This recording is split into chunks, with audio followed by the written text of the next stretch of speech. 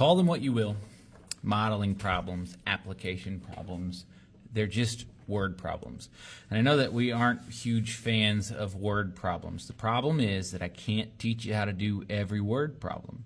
I can teach you how to do this word problem. I might be able to teach you how to do this word problem. But there's so many variations of those problems that all I can really give you are some general guidelines. If you follow these guidelines, it might make the process easier. The goal here isn't necessarily to learn how to do a word problem. The goal is to learn how to apply the math that you hopefully already know to an application or to a model or a word problem. So here's some general ideas. Read the problem carefully. Obviously, we should be reading the problem. Identify what's being asked. Find the question marks. Find the statements that are instructing you to do something. Define the variables for unknowns. What is the variable? What is x here? Or t or some other variable. Translate words into math. A sum, right? What is a sum? What is a difference? A product, a quotient. Look for those words. Solve whatever equations you're asked to solve or given, and then interpret the answer in the context of the problem. If you get x equals 12, well, what does that mean for this scenario? So here's our first problem. It says a car travels a distance represented by the polynomial d1 of t equals 60t plus 30. Now, I'm going to tell you that if you see a function or equation or formula given to you in your problem, it's probably pretty important. I'm going to highlight that information right there.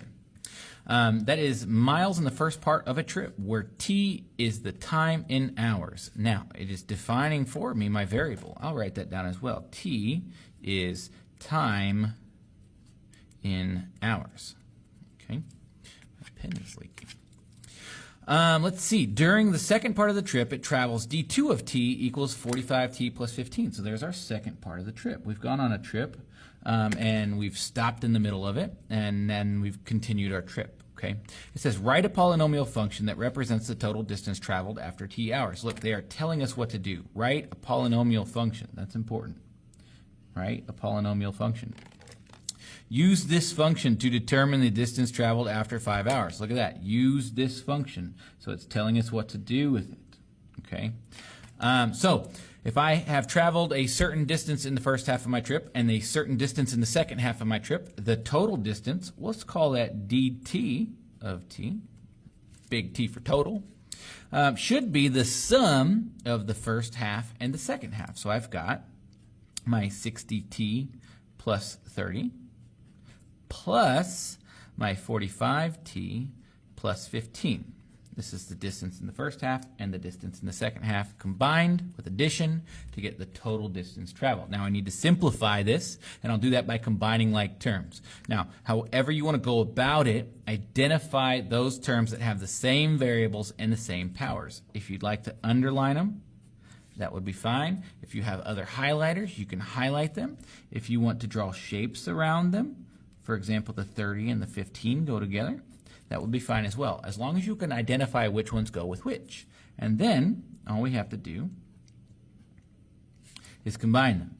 So 60t and 45t, so this is combined with addition, that's 105t.